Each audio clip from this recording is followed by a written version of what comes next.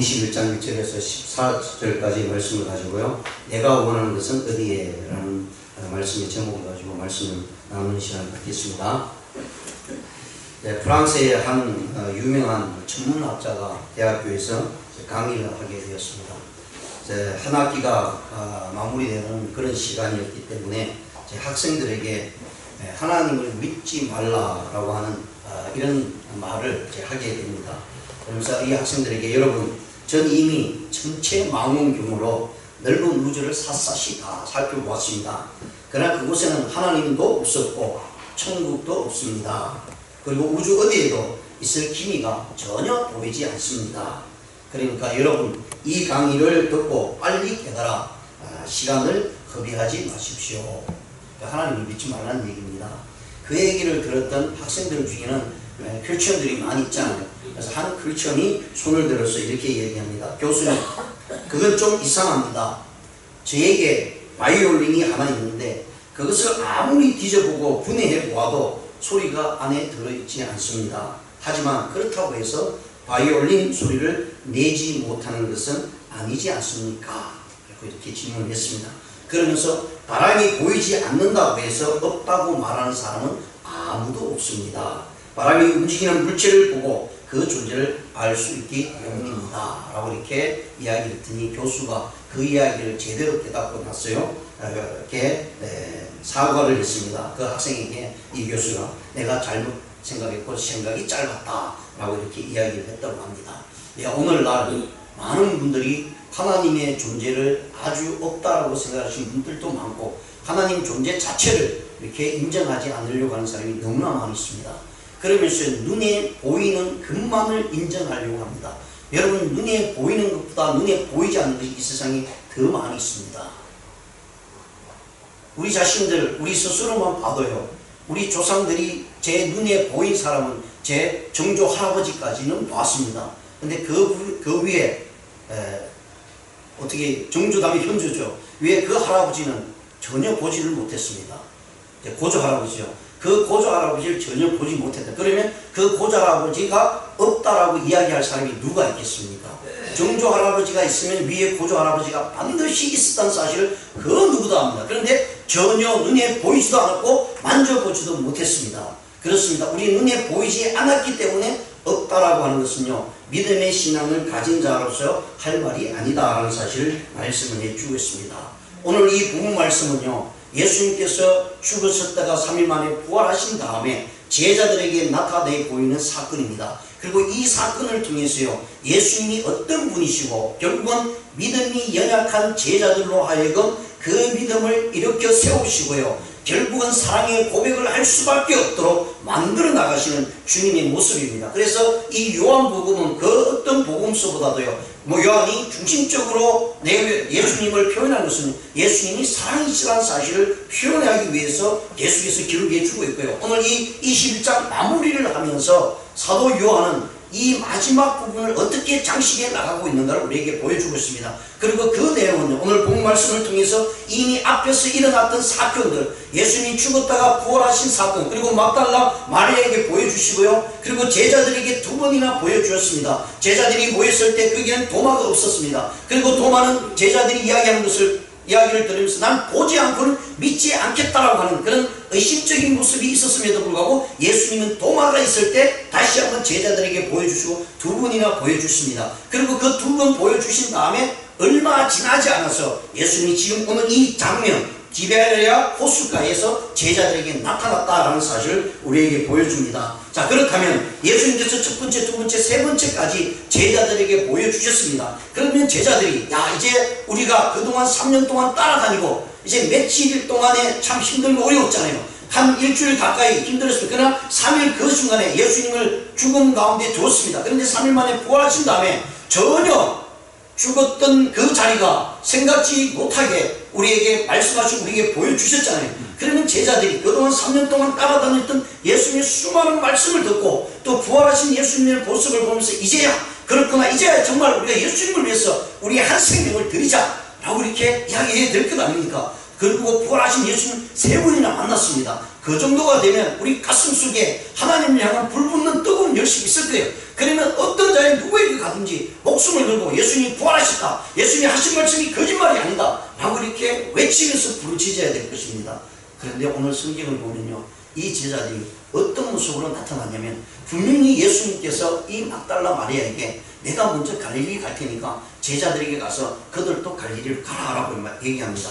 그러니까 결국은 제자들이 이 갈릴리로요, 디베랴 호숫가에 갔었던 이유는요, 예수님이 간다, 거기에 가겠다, 거기 가 있으라고 얘기했기 때문에 내려갔습니다. 그러면 예수님의 말씀을 듣고 거기 갔으면 분명히 예수님께서 왜 제자들로 하여금 자기들이 자란 곳, 자기들이 사업을 했던 곳에 가라고 했을까? 지금까지 예수님을 만났던 그런 모습 속에 그들은 그곳에 갔어요. 예수님이 자기가 자랄 것도 결국은 그 예루살렘에서 핍박이 가해지는 가운데 피해가지고 고향에 갔으면 예수님께서 가라고 한 이유가 분명히 있을 것입니다. 그것은 바로 복음을 전하고 거기에서요 다시 출발하라는 뜻이 있었을 것입니다. 그런데 제자들은 예수님께서요 하신 말씀을 전혀 생각하지 못하고 자기의 세상적인 모습으로 가고 마는 그런 모습이 오늘 본문에 나타내주고 있는 것을 보게 됩니다. 마가복음 16장 7절에 보시면요, 가서 그의 제자들과 베드로에게 이르기를 예수께서 너희보다 먼저 갈릴리로 가시니 전에 너희에게 말씀하신 대로 너희가 거기서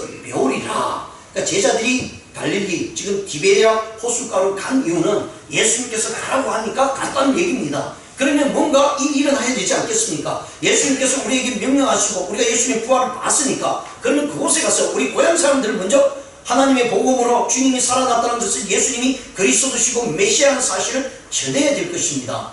그런데 전혀 그렇지 못한 부분이 오늘 이 본문 말씀을 통해서 우리에게 말씀을 해주고 있습니다. 이 본 말씀에 보면 왜 제자들이 갈릴리에 있었는가? 그것은 바로 예수님께서 가라고 거기 가서 만나자고 했기 때문에 가셨다는 사실입니다. 그럼에도 불구하고 부활하신 주님께서 제자들에게 갈릴리로 가라는 그 이유가 분명히 있음에도 불구하고 제자들은요 거기에서 전혀 다른 하나님께서 자기들에게 주신 사명, 복음을 전가하는 사역을 감당하지 아니하고 어떤 일로 나가게 됐냐면 옛날에 자기가 했던 전문적인 지식이 있는 것, 전문적인 모습으로 살았던 그 일들을 하기를 시작했다라고 말씀합니다. 3절에 보시면요, 시몬 베드로가 나는 물고기 잡으러 가노라 하며 저희가 우리도 함께 가겠다고 나가서 배에 올랐으나 이 밤에 아무것도 잡지 못했다라고 말씀합니다. 예수님께서 제자들을 부르실 때 여러분 이 구절하고 이 성경 구절하고요 누가복음 5장하고 마가복음 4장에 이것이 오버랩됩니다. 예수님을 만나기 이전에 제자들 모습 보세요. 그리고 지금 만난 뒤에 3년 후에 예수님 부활까지 보았고 바다에 있는 이 제자들의 모습이 너무나 똑같습니다. 예수님 만나기 전의 모습하고 만난 후에 수많은 기적과 이적을 보았고 자기들도 이적을 행하고 귀신을 쫓아냈던 믿음의 사람들이 있습니다. 그런데 지금 행동은요 만나기 전의 모습하고 3년 후에 만났던 그 자리의 모습하고 똑같은 모습으로 있습니다. 예수님 만나기 전에 예수님께서 그 호숫가에 갈릴리 호숫가에서 말씀을 전할 때 거기 있던 베드로랑 그들의 형제들이 예수님의 말씀을 듣고요 예수님께서 야 깊은 데로 가서 바다에 깊은 데로 가서 그물을 내리라니까 그 말씀을 듣고 순종했죠. 그래서 엄청난 고기를 잡아서 그 자리에 베드로가 뛰어내리면서 예수님 앞에 가서 예수님 전 죄인으로서이다 저를 떠나십시오 라는 그런 모습으로 시작이 되었습니다. 근데 지금은요 전혀 그런 모습이 아닌 세상의 모습으로 되돌아간 이 제자들의 모습을 우리가 살펴볼 수가 있습니다. 자, 그렇다면 오늘 이 본문을 말씀을 통해서요 이 디베랴 지역이 바로 그들에게는요 자기들의 전문 지식을 가지고요 그리고 자기들이 했던 사업을 이루는 곳이었습니다.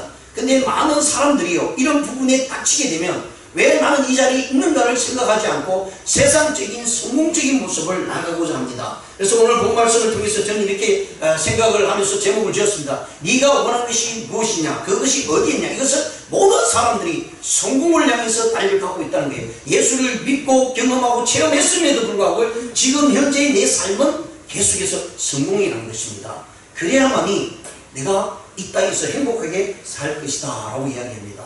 분명히 예수님을 믿습니다. 예수님을 믿지 않고 부인하는 것도 아니었습니다. 여러분 사도 베드로와 그리고 오늘 도마도 이름이 나오잖아요. 이들이 어떠했어요? 도마도 바로 앞에서요 예수님을 만나고 지금 두 번째 제자들을 만날 때 도마도 있었잖아요. 그리고 그 도마가 예수님의 못자국과 작자국을 다 보았습니다. 그러면서 그 자리에 주는 메시아시고 하나님이십니다 라고 주는 예수님 당신은 주님이시고 하나님이십니다라고 고백했습니다. 그리고 며칠이 지나지 않았습니다. 며칠이 지나지 않아서 갈릴리로 내려와서는 전혀 그 고백이 실생활 속에서 현장에서 나타나고 있지 않다라는 사실을 말씀을 해주고 있습니다. 자, 여기서요 우리는 한번 생각해야 됩니다. 아무리 믿음이 좋은 사람이라도요 디베랴라고 하는 이 장소를 거치지 않을 수가 없습니다. 우리 모두에게는 인생에 있어 누구에게나 디베랴라고 하는 그 호수, 갈릴리라고 하는 호수는 다 주어져 있습니다. 그 주어진 디베랴와 갈릴리 호수 앞에 저와 여러분이 다 서 있습니다. 그러면 그 선 자리에서 우리는 무엇을 향해서 나갈 것인가? 내 성공을 위해서 나갈 것인가? 내가 가지고 있는 전문 지식, 내가 가지고 있는 잘할 수 있는 것을 향해서 나갈 것인가? 아니면 주님께서 말씀하신 그 말씀을 생각하면서요 주님께서 나를 부르신 이제 고기 잡는 어부가 아니라 사람을 낳는 어부가 되라고 하는 그 말씀을 기억하면서 그 사역을 감당할 것인가에 우리가 놓여 있다는 사실입니다. 누구나 다 이 디베랴라고 하는 곳에 머물러 있습니다. 자, 그렇다면 이 디베랴의 실패의 선장을 갖고 있는 이 제자들 앞에 예수님께서 나타나시고요 그들을 이끌어 나가시는 주님의 모습을 보게 됩니다. 그렇다면 저와 여러분이 내가 원하는 것은 어디에? 이 부분에 대해서 첫 번째로 우리가 생각해야 될 부분이 있습니다. 그것은 바로 성공을 위하여 떠난 삶입니다. 예수님께서는 갈릴리로 가라. 내가 먼저 가서 너희들을 만나겠다라고 말씀합니다. 근데 제자들이 그 소리를 들고 갈릴리로 갔어요. 근데 제자들이 가면서도 그들의 마음속에는 어떤 마음인지 우리 성경에는 나오지 않습니다. 그런데 그들의 현장 속에서 한 행동을 보면 아, 우리도 이제 고향으로 가구나. 그래, 여기서 핍박 있고 예수님 부활한 거 증거하다 우리 다 죽을 수 있으니까 우리는 고향에 가서 조용히 살자. 또 예수님 또 갈릴리로 가라고 했으니까 우리가 내려가자 라는 생각을 가지고 갔을 겁니다. 그리고 거기에 가서는요 전혀 예수님이 말씀하신 대로 행동하지 않고 인간적인 생각을 가지고 이제 그동안 3년 이상을 예수님을 따라다니며 먹을 것 걱정하지 않았습니다. 입을 것 걱정하지 않았습니다. 왜냐하면 다 조달이 되었습니다. 예수님을 따르는 수많은 믿음의 여인들이요 얼마나 예수님의 그 복음의 프로젝트를 가지고 행동할 때에 그 여인들이 모든 것을 다 섞어냈습니다. 그래서 이 구원의 역사를 이루는데요 우리 여인들의 신앙의 모습이 엄청난 역할을 했다는 사실을 성경을 통해서 보여주고 있죠. 그런데 예수님이 이제 죽었다가 살아고 부활하신 것을 보았음에도 불구하고 그들은 이제 할 수 있는 게 아무것도 없었습니다. 그러다 보니까 그래 결국은 우리가 옛날 하던 것, 우리가 잘할 수 있는 것을 행하자라고 생각하면서 이제 갈릴리에서 시작을 하게 됩니다. 그 이유는요 내 삶의 성공을 위해서 나갑니다. 내가 먹고 살기 위해서 나갑니다. 모든 이들이 이런 생각을 가지고 있습니다. 예수님을 안 믿는 건 아니다. 그런데 내가 지금 입에 풀칠을 해야 된다. 그런데 자세히 보세요. 성경을 오늘 이 본문 말씀은 정말 우리의 삶 전체를 이야기해 주고 있습니다. 자기가 살겠다고 도전하고 자기가 살겠다고 노력하고 자기 전문 지식을 꺼내가지고요 모든 것을 다 합쳐서 열심을 다해서 노력했습니다. 그냥 놀고 먹고 게으른 게 아니에요. 최선을 다했습니다. 여기 나온 7명의 제자들이요 배에 올라서 베드로가 가자니까 다 따라갔습니다. 여러분 7명의 제자면 무엇이든지 다 할 수 있습니다. 실제로 교회 가요 하는 사역 중에 많은 사람이 다 인볼로 하지는 않습니다. 그 중에 열심히 있는 몇 명만 함께하면 교회는 부흥이 됩니다. 왜? 그 열심을 통해서 하나님의 일을 하여 나가기 때문에. 근데 7명이라서 완전한 숫자입니다. 근데 그 7명이요 함께 모여서 야 우리 기도하자. 이제 예수님을 기다리자. 예수님 우리가 가라고 했으니까 여기서 복음을 전하자. 죽으면 죽으리라고 7명이 모여서 마음이 합쳐지면 무서운 게 전혀 없습니다. 저와 여러분의 믿음이 왜 흔들리는 줄 아세요? 옆에 같이 할 수 있는 동력자가 없기 때문입니다. 갈림길에 놓였을 때요 누군가가 옆에 함께해서 야 우리 기도하자. 그렇게 하지 말고 이렇게 한번 해보자. 주님께서 도와주실 것이 하면 그 얘기 듣고 힘납니다. 근데 그렇게 얘기할 수 아무 없어요. 그럼 내가 혼자 결정을 해야 돼요. 그럴 때는 이게 결정이요 다른 방향으로 나가게 됩니다. 그리고 세상을 향해서 나갈 수밖에 없어요. 근데 여기 있는 7명은 모두 다 예수님의 부활을 보았던 사람들이에요. 그럼 베드로가 가자면 야 베드로 아무리 수제자였고 아무리 그 성격이 굉장히 왈가왈가한다 할지라도 옆에 있던 도마가 야 무슨 소리 하냐 내가 어제 우리 며칠 전에 예수님 만나지 않았느냐 예수님께서 만나고 예수님께서 가라고 했으니까 굳이 우리가 세상 일을 또 다시 할 필요 없냐 좀 기다려보자. 하나님께서 뭔가 이적을 나타내고 기적을 나타내고 예수님 우리와 함께 하실 것이다 뭐 이렇게 얘기하면 얼마나 좋겠습니까? 그런데 오늘 여기 모여있던 7명은요 베드로가 하는 말에 6명이 모두 다 야 나도 가겠다, 야 잘됐다 이렇게 있을 바에 그냥 무의미한 시간 보내지 말고 그냥 우리가 가서 똑같이 일을 하자. 거기에는 어부였던 사람들도 있고요, 어부였지 않았던 사람도 있었습니다. 그런데 베드로의 한마디에 모두 다 따라가 버리고 합니다. 그러면 믿음의 공동체는 와해가 납니다. 오늘날 교회들이 여기에 문제가 있습니다.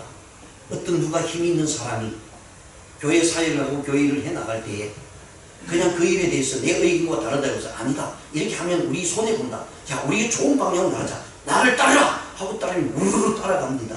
그냥 믿음 생각하지 않습니다. 지금까지 내가 믿었던 하나님, 내가 의지했던 하나님은 아랑곳 하지 않고 그래 세상적인 모습이 내 눈에 확 들어오니까 그래 그 전문 지식이 당신이 가지고 있는 지식, 당신이 전문가니까 전문가대로 행동하고 따라가면 뭔가 이루어질 것이다, 그리고 거기에 우리의 성공을 이루어질 것이다 라고 생각하면서 따라 나선 이들이 너무나 많이 있다는 거예요.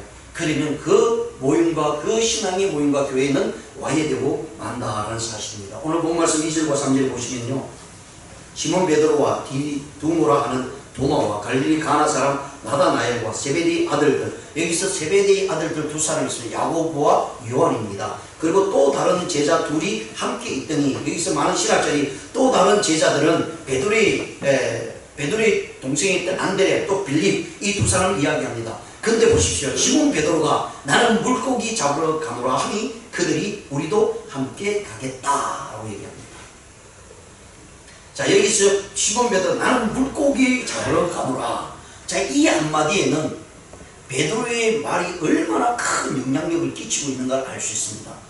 베드로가요 농사지었던 사람이 아니고 어부였던 사람입니다. 그러니까 고기 잡으러 가자 그러니까 이 쭈빼 있던 다 같이 있던 제자들이 그래 나도 가겠다, 잘됐다 하는 거예요. 왜? 그가 가지고 있는 전문 지식은 그 누구도 따를 수 없는 능력을 가지고 있었기 때문입니다. 그러다 보니까 하나님께서 말씀하신 것은 뒷전입니다. 예수님께서 말씀하신 것은 전혀 생각하지 아니했다는 사실 분명히 말씀을 해주고 있습니다. 누가복음에서요 우리가 보았듯이 이 베드로는 예수님을 만나고요 자기가 죄인이라는 사실을 깨닫게 되고, 예수님 이제는 고기 낚는 어부가 아니라 사람을 낚는 어부가 되어야 된다 라고 할 때에 그들은 자기의 모든 그물과 배를 다 두고 예수님을 따랐던 사람들이었습니다. 근데 이제 마지막 예수님이 부활한 그 시점에 예수님을 만났음에도 불구하고 도리어 그것을 배를 다시 수리하고 그물을 다시 수리했어요. 3년 전에 했던 그 모습을 되돌아가는 모습이었습니다. 거기에는 자기들 생각에는 성공이 있을 거라고 생각했습니다. 거기에는 반드시 행복이 있을 것이라고 생각했습니다. 그런데 예수님 말씀을 듣지 않고요, 예수님이 함께하지 않는 곳에는 성공이 이루어지지 않습니다.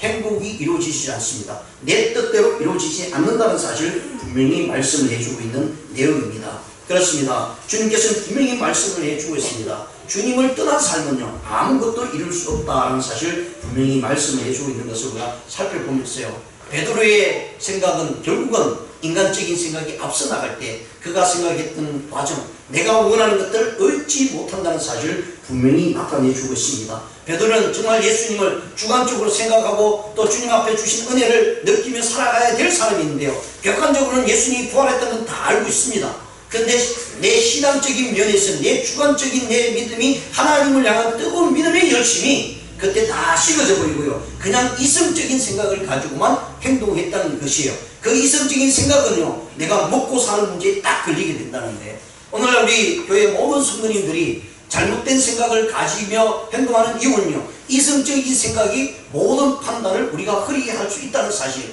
그 이성적인 판단은요 내가 잘 살 수 있을 것인가, 성공할 수 있을 것인가 라는 것입니다. 신앙적인 생각이 멀어지게 되면 결국은 사람은요 내가 가진 지식, 내가 가진 지혜, 이성적인 생각을 가지고 내 삶을 이루어 나가려고 합니다. 그러다 보니까 그 이성적인 생각이 앞서 나가다 보니까요 믿음의 생각이 뒤로 처지게 됩니다. 신앙의 생각이 뒤로 처지게 된다는 거예요. 왜냐하면 도저히 이게 계산이 안 되거든요. 도대체 주님은 언제까지 기다릴 것인가? 지금 우리가 힘들고 어려운데 이런 생각이 들다 보니까 결국은 내 힘으로 내 능력으로 성공해보자 라는 생각을 가지게 된다는 것입니다. 그런데 그들이 한 행동을 보십시오. 그러나 그들은 밤새도록 그물을 내려서 고기를 잡겠다고 베드로의 말을 들고 이리 갔다 저리 갔다 좌우로 다 행했습니다. 그런데 성경은 뭐라고 말씀하시냐면 한 마리도 잡지 못했다고 말씀합니다.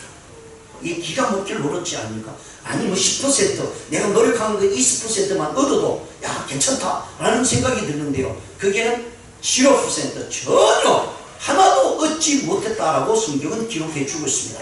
자기 생각으로, 자기 능력으로, 자기 전문 지식으로 하면 뭔가를 얻을 것이라고 생각하고 여기에 성공이 있다라고 자기 발길을 옮겼던 그곳에서요, 7명이 얻었던 것은 아무것도 못 얻었다는 사실을 분명히 말씀을 해주고 있습니다. 이것은요, 주의 말씀대로 행하지 않을 때 하나님과 함께 하지 않고 주님과 함께 하지 않는 곳에는요 다 실패뿐입니다. 어떤 분은 아니 나는 교회 안 다녀도 예수님 믿어 이렇게 성공했다. 근데 그 성공은요 결국은 다 사라지고 만다는 것입니다. 진정한 성공은요 예수 그리스도 안에서의 복음의 역사를 이루어 나가는 것입니다. 그것이 하나님 앞에서 우리에게 주신 사명이라는 거예요. 그래서 여러분 이 땅에 살면서 우리가 먹고 살아야 될 이유 때문에 열심히 일을 해야죠. 근데 그것이 목적이 되어서는 안 된다는 것입니다. 내가 열심히 일해야 되겠다. 내 사업을 이루어야 좋습니다. 예, 여러분 다 부자가 되십시오. 근데 그 부자가 되는 목적이 어디에 있는가에 따라서 그 사람의 인생의 마지막 부분은 완전히 달라진다는 사실을 성경을 통해서 우리에게 보여주고 있습니다. 예, 부자 되십시오. 가난한 것 싫습니다. 저도 싫어요. 부자 되기를 원합니다. 많은 것을 가지기를 원합니다. 근데 그 가진 것이 내 성공을 위한 것이 아니라 이것이 주님 위해서 쓰여진다면 하나님께서는요 부자 되게 만듭니다. 아브라함도 엄청나게 부자였습니다. 여러분 성경에 나오는 인물들 보세요. 모두 다 가난한 사람이 아니었어요. 그런데 그들이 그것 때문에 살아간 게 아니죠. 하나님을 위해서 모든 것이 드려졌다는 사실을 우리가 성경을 통해서 분명히 보여줍니다. 자, 두 번째로요. 그런데 자기들이 베드로가 자기의 성공을 위해서 배로 올라타서요 노를 젓고 그물을 내렸을 때 과연 그들은 성공했느냐 이 말씀입니다. 근데 아무것도 얻지 못했다라고 말씀합니다. 자, 그때 예수님께서 쫙 나타나셨습니다.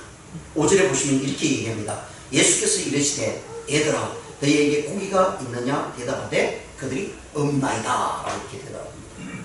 주님이 없는 삶에는요 우리가 건질 것이 아무것도 없다는 거예요. 근데 예수님의 질문이 참 기가 막힙니다. 예수께서 이래 얘들아 라고 해요. 얘들아. 이 실질적으로 애들을 이름을 부를 때 애들입니다.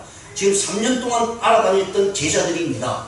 여러분 3년 동안 있으면 우리의 믿음의 신앙이 시작하고 그 3년이 되면 어느 정도 수준이 있습니다. 수준이 없으면 이제 신앙생활 점점 힘들어지겠지만 아직도 깨닫지 못했겠지만 3년 정도 교회에 있어요. 볼 것 보고 안 볼 것 다 보고 그러면서 신앙생활 한다면 어느 정도 수준이 되어져야 된다는 얘기입니다. 그리고 제자들이 누구입니까? 예수님을 따라다녔던 사람들입니다. 예수님이 하는 모습들을 말씀을 다 들었습니다. 산상수훈 기가 막힌 예수님의 그 설교 말씀들을 직접 들었던 사람들이에요. 그리고 예수님의 기적을 보았던 사람들이에요. 요즘요 자기가 유명하다는 사실을 어떻게 나타나냐면 전혀 유명하지 않습니다. 저도 전혀 유명하지 않잖아요. 그런데 어떤 유명한 사람을 만났어요. 그리고 자기가 유명한 사실을 어떻게 표현해요? 야, 내가 그 사람을 만났다. 그럼 옆에 있으면 와 그러냐고 인정해 주잖아요. 자기는 유명하지 않는데 어떤 훌륭한 사람, 아주 유명한 사람 만났어. 내가 그 사람 사인하고 그 사람하고 야 식사까지 했어. 그리고 그 사람 나에게 약속했어. 이러면 엄청나게 대단하게 보입니다. 그런데요 우주 만물을 창조하신 주님을 만났던 제자들이고 주님과 함께 동락을 3년 동안 했던 사람들이었습니다. 근데 그들이요 어떤 생각을 가지고 나가게 됩니까? 그런 그들에게 예수님이 지금 이 시점에서 뭐라고 하면 얘들아 라고 얘기해요. 그냥 아주 어린 아이로 보았다는 거죠. 너희들이 가진 신앙, 너희들이 가진 행동들이 왜 이 유아적인 모습이 있느냐 이 말씀입니다. 그러면서 하신 말씀이 너희에게 고기가 있느냐. 우리 성경 그리고 영어 성경하고는요 보면은 번역이 그냥 비슷하게 됐어요. 근데 헬라의 단어 번역을 할 때 그 번역을 따로 할 수 있는 우리 한국말도 영어도 없더라고요. 우리 한국말에는 고기로 번역되고 영어에서 피쉬로 이렇게 번역이 됐습니다. 근데 여기 보시면 고기가 있느냐라고 예수님이 물을 때 이 고기는요 헬라어로 프로파기온이라는 말을 사용합니다. 이 프로파기온이라는 말은 어떤 뜻이냐면요 이런 뜻입니다. 야 너희가 식탁 위에 올려진 진미가 있느냐 이 말씀입니다. 신기한 음식이 있느냐 이 말이에요.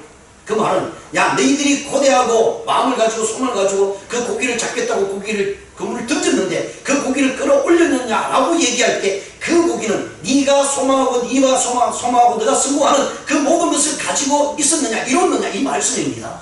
그러니까 하나의 피시적인 모습이 아니라 네가 생각하는 세상의 성공적인 모습이 네가 지금 이뤘느냐 이 말씀이에요. 그래서 여기 표현은요 진짜 헬라어는 기가 막힌 표현을 합니다. 프로파기온이라는 말을 사용해서 예수님께서 고기를 잡았느냐라고 하는 이 의미는 바로 세상의 모든 것을 네가 이뤘느냐. 근데 뭐라고 그러냐면 없다는 얘기죠. 이뤘느냐 고기를 잡았느냐 합니다. 그랬더니 제자들이 대답을 이렇게 합니다. 없습니다. 그대로 진실되게 고백을 했어요. 아무것도 이룬 것이 없습니다. 이것이 저와 여러분의 마지막 주님 앞에 섰을 때 우리에게 묻습니다. 네가 고기를 잡았느냐? 네가 고기를 얻었느냐? 프로파기온이라는 말을 가지고 우리에게 질문한다면 우리는 그때 주님 앞에 섰을 때요 주님 제가 이런 게 아무것도 없습니다 라고 대답할 수밖에 없다는 거예요. 왜? 주님을 위해서 우리가 산 삶이 아니면 우리 모든 대답은 하나님 없습니다. 자, 이렇게 되면 큰일이 나는 거죠. 자, 예수님께서 이렇게 질문을 했습니다. 자, 그러고 난 다음에 이 말은 인간의 모든 욕심에 사로잡혔어요. 생명이신 주님이신 진리신 주님을 온전히 의지하지 않고 믿고 따르지 않았기 때문에 주님께서 너희들의 성공이 있느냐라고 이렇게 묻습니다. 그러나 주님을 떠난 삶은요 아무것도 이룰 수 없다는 사실을 제자들의 대답을 통해서 우리에게 알려줍니다. 그리고 요한복음 15장 5절에 보시면 나는 포도나무에 너희는 가지라 그가 내 안에 내가 그 안에 거하면 사람이 열매를 많이 맺나니 나를 떠나서 너희가 아무것도 할 수 없습니다. 여러분 성공하시길 원하잖아요.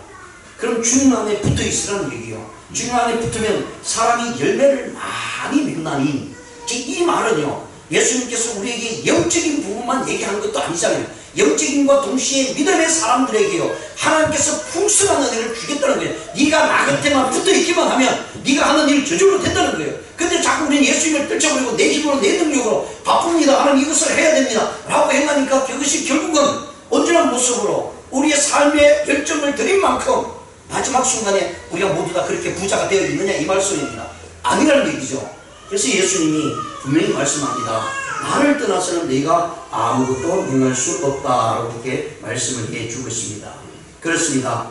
여기서 예수님께서 말씀하시는 고기는요 우리의 삶의 현장에서 있는 자들에게는 고기의 자본이 됩니다. 사업을 하신 분들에는 그 고기가 자본이 될 수가 있죠. 돈입니다. 또 정치판에서는요 그들을 요구하는 고기는요 사람들의 표이고 권력입니다. 또 학문한 사람들에게는요 학위이고 지식일 것입니다. 저와 여러분의 고기는 어떤 모습으로 채워져 가고 있습니까? 그것이 정말 나의 성공을 위해서 나를 위한 성공이라면 하나님께서는요 우리에게 질문했을 때 우리는 아무것도 없습니다 라고 대답할 수밖에 없다는 사실을 분명히 말씀을 해 주고 있습니다. 쿠바의 바닷가에 아주 늙은 어부가 살고 있었습니다. 어느 날 고기를 잡기 위해 바다로 나갔다가 어이된 영문인지 고기를 한 마디도 잡지 못하고 건져 올리지 못했습니다. 하루가 지나고 이틀이 지나고 5일이 지나고 10일이 지났습니다.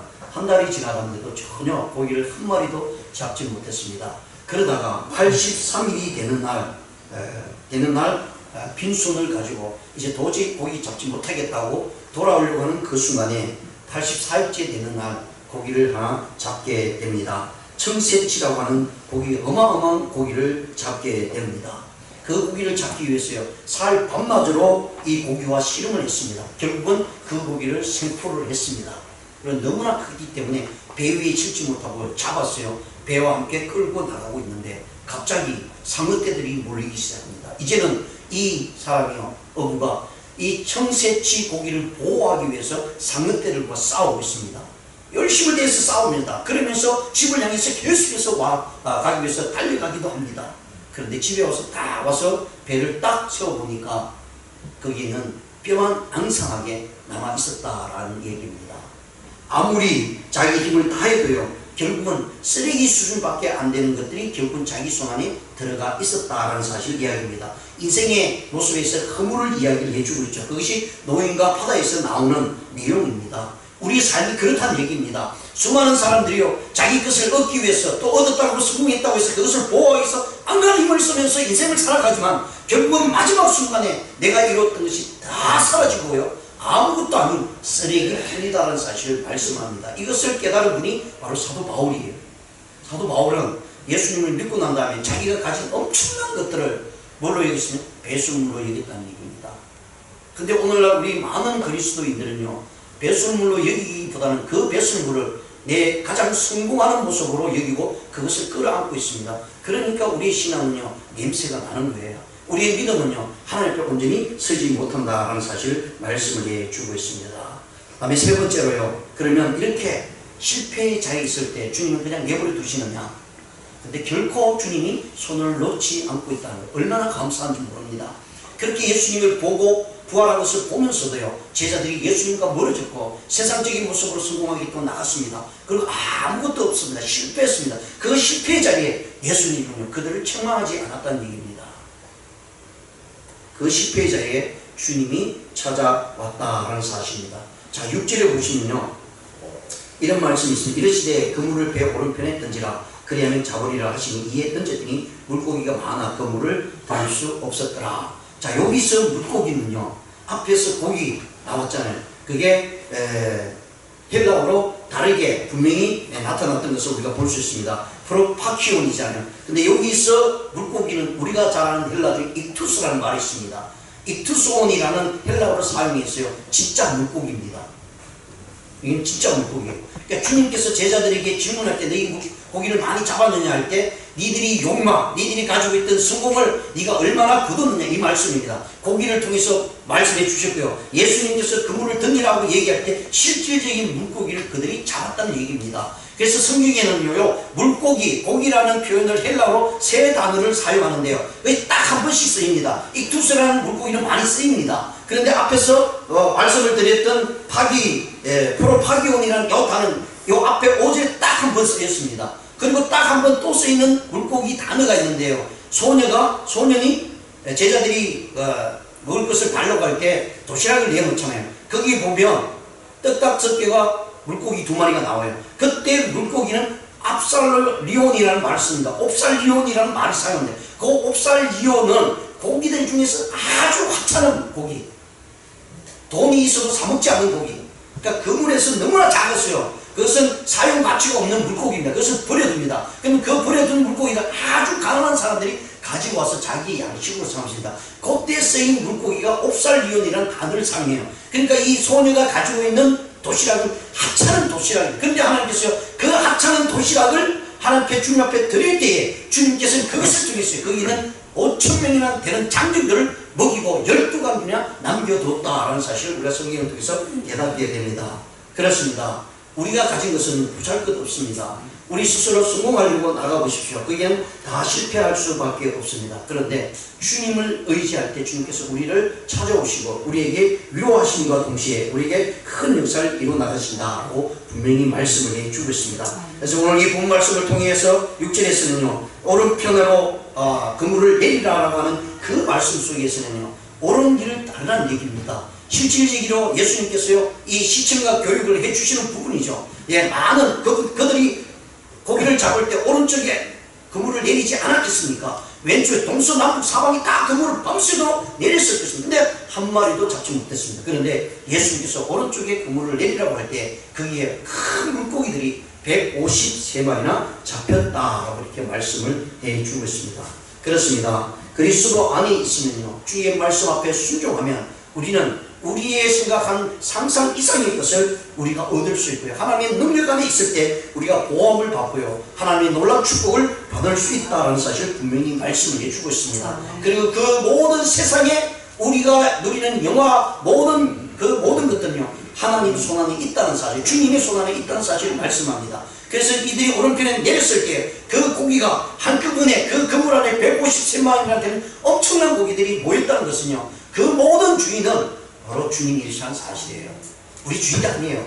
여러분 내 힘으로 사업하고 내 힘으로 뭔가를 해보려고 애써 보십시오. 그런데 하나님께서 주시지 않으면 얻을 수 없다는 거예요. 왜? 그 물고기 하나하나도 주님의 명령에 따라서 모든 것이 이루어진다는 사실이에요. 그래서 제자들이 주님의 명령에 따라서 오른쪽에 내렸을 때 하나님께서 주님께서 그 모든 것을 이뤄나갔던 것을 우리에게 말씀을 해주고 있습니다. 일할 때 저와 여러분이 따라야 될 것은 이제 마지막으로 생각해야 될 부분은요, 바로 순종이다라는 사실입니다. 하나님 말씀 앞에 순종하면요, 우리 속담에도 자다가도 떡이 생긴다 이런 얘기 있잖아요. 하나님께서 우리의 말씀 앞에, 하나님 말씀 앞에 순종해 나갈 때 주께서는 우리에게 주시고자 하는 익투스, 물고기들을 우리에게 주신다는 거예요. 우리가 원하는 익투스, 그래서 그것을 자꾸 위해 나갔지만 결국은 아무것도 익투스도 못 얻고요, 파기 파라온도 얻지 못하는 그런 모습의 인생이 되고 말았습니다. 그런데 주님을 따라가면 이 투스뿐만 아니라 우리의 부귀영화도 누릴 수 있다는 사실을 분명히 말씀을 해주고 있는 것을 볼 수 있습니다. 이사야 41장 10절에 보시면 두려워하지 말라, 내가 너와 함께함이라. 놀라지 말라, 나는 내 하나님이 되리라. 내가 너를 굳세게 하리라. 참으로 너를 도와주리라. 참으로 나의 의로운 오른손으로 너를 붙들리라 라고 말씀합니다. 이 말씀을 믿고 행하는 자들에게요, 하나님의 축복의 역사가 반드시 있다는 사실입니다. 하나님께서 붙으신다고 말씀합니다. 하나님께서 너를 도와주신다고 말씀합니다. 옆에 있는 사람에 있어서 우리가 힘을 얻고 용기를 얻지만요, 우리의 전생일을 책임져 줄 수는 없습니다. 그러나 하나님께서는 반드시 말씀합니다. 내가 참으로 너를 도와주고 너를 크게 쓰겠다. 내 오른손에 너를 붙들겠다 라고 이렇게 말씀을 해주고 있습니다. 미국의 오하이오에 에크론이라는 유니버시티가 있습니다. 이 에크론이라는 유니버시티의 대학교에서 이제 프로페셔널의 교수였던 덩커스라는 분이 이런 얘기를 합니다. 인류 역사의 문명마다 희생의 기회가 있었지만 멸망하게 된 것은 하나님의 뜻을 거스른 데 원인이 있다라고 말씀합니다. 예, 하나님의 뜻을 거스릴 때는 우리는 거기에서 실패할 수밖에 없다는 사실을 분명히 말씀을 해주고 있습니다. 당신이 없는 인생은 빈 그물이오니 라고 하는 책을 쓰신 분이 있는데요, 이 작가인 오혜령이라는 분입니다. 이분이 이 책 내용 중에 이런 이야기를 합니다. 당신 없는 생의 호수에 그물을 던지고 물고기가 잡히기를 바랐던 지난 나날들은 죽은 시간이었습니다. 오 주님, 이제 당신께서는 그물을 채워주소서. 그러면 저는 비로소 살 것입니다. 인생의 가장자리에서 계신 부활의 주님, 저희의 계획을 과감하게 포기하고 당신에 대한 신뢰 속에서 새로 시작한 각오를 다지게 하소서. 날마다 호숫가에서 저희를 기다리시는 당신을 바라보게 하옵소서. 예, 주님을 바라보면 주께서 우리의 모든 것을 이루신다라고 분명히 말씀합니다. 그리고 이제 7절에서 14절까지는 예수님께서 제자들을 부르시는 장면입니다. 그리고 그들에게 축복을 주시는 장면입니다. 그리고 그 사랑을 제자들에게 베풀므로 인해서 거기에 모였던 7명의 제자들이 주님의 말씀 속에 자신들을 드리는 장면입니다. 예, 예수님을 만나게 되면 우리의 모든 신앙의 모습들이 회복이 됩니다. 예, 누구나 실수할 수 있습니다. 누구나 쓰러질 수도 있습니다. 그러나 걱정하지 마십시오. 주님께서 나를 붙드실 때 우리는 언제나 주님 앞에 서기를 원합니다. 9절에 보시면요, 육지에 올라보니 숯불이 있는데 그 위에 생선이 놓였고 떡도 있더라. 그때가 추운 고로 종과 하수꾼이 숯불을 피우고 서서 쬐니 베드로도 함께 서서 쬐니라. 저기 베드로가 예수님을 배반하는 장면입니다. 요한복음 18장 18절에서 거기 나는 숯불과 그리고 육지에 올라서 숯불인데 똑같은 숯불입니다. 단위가 똑같아요. 그러니까 예수님이 왜 숯불을 피워서 베드로에게 보여줬을까? 이것은 베드로가 지금 숯불만 보면 이게 트라우마가 생긴 거예요. 왜냐면 그 숯불 속에 예수님이 3번이나 부인했으니까요. 그러니까 숯불만 보면 자기가 배반했던 그 처참한 것이 생각이 나니까. 근데 예수님이 그 숯불을 피워놓고 이 제자들 베드로를 불러서 거기 앉히게 합니다. 그런데 그것을 뛰어넘지 아니하고는 베드로는 앞으로 사역하기 감당하기 힘듭니다. 그래서 예수님은 이 숯불 속에서요, 생선을 굽고 떡을 굽던 모습들을 나타내주고 있습니다. 그리고 제자였던 이 베드로와 7명이 자기들이 잡았던 그 고기와 함께 예수님 앞에 갔을 때 예수님께서는 그들의 마음을 위로하시고요, 그리고 다시 한번 확인시켜주는 장면들을 이어서 나오게 됩니다. 그래서 베드로에게 네가 나를 사랑하느냐라고 이렇게 묻는 장면이 나옵니다. 그런 모습 속에요, 베드로는 내가 주님을 사랑합니다라고 고백하게 되는 그 놀라운 고백을 통해서 이 요한복음이 끝납니다. 이 장면, 이제 이후로 사도 베드로와 그리고 제자들은 이제 주님을 위해서 자신들을 드리게 되고요, 성령의 충만한 역사를 가지고 나갈 때 하나님께서는 그들을 인도하시고 복되게 하셨다는 사실을 말씀합니다. 사랑하는 성도 여러분, 우리 무엇을 위해서 삽니까? 내가 원하는 것이 무엇입니까? 내가 원하는 것이 어디에 있습니까? 그것을 찾기보다 먼저 주님 앞에 서십시오. 그러면 주님께서요, 우리의 모든 삶을 책임져 주시고 주님을 의지할 때 내가 실패했던 자리에, 내가 쓰러졌던 자리에 다시 이렇게 세웠어요. 우리로 하여금 성공의 그리고 승리의 삶을 살게 하신다는 사실을 기억하시고요. 주의 말씀 따라서 주님 앞에 충성된 믿음의 삶을 사는 저와 여러분 되시기를 주님의 이름으로 축원드립니다. 기도드리시겠습니다. 하나님 아버지 감사합니다.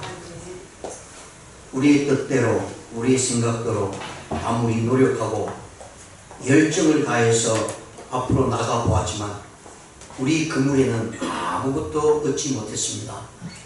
주님께서 마지막 때 우리에게 분명히 질문할 것입니다. 네 그물에 무엇이 얻어졌느냐? 그럴 때 우리는 주님 앞에 아무 대답도 못하고 주님 아무것도 없습니다 라고 고백할 수밖에 없는 그런 상황에 놓이지 않겠습니까? 아버지 하나님, 이 말씀을 통해서 우리가 주님 앞에 주님을 따라 주님의 말씀대로 행동할 수 있게 해주시고 주님 가신 곳에 우리의 성공이, 우리의 승리가, 우리의 풍성함이 있다는 사실을 깨닫게 하여 주시옵소서. 이제 주님 중심의 삶이 되게 해주십시오. 주님의 오른손이, 능력의 손이 우리를 붙들고 있고 주님이 함께 하심으로 말미암아 그 모든 것을 주님께서 채우시고 인도한다는 사실을 깨달으며 언제나 인간적인 생각, 우리 이성적인 생각, 나의 유익을 위해서, 성공을 위해서 달려가는 것이 아니라 하나님의 일, 주님이 원하시는 일, 주님이 기뻐하시는 일을 통해서 우리의 삶이 풍성함으로 살아가는 우리 모두가 되게 하여 주시옵소서. 예수님의 이름으로 기도드리옵나이다.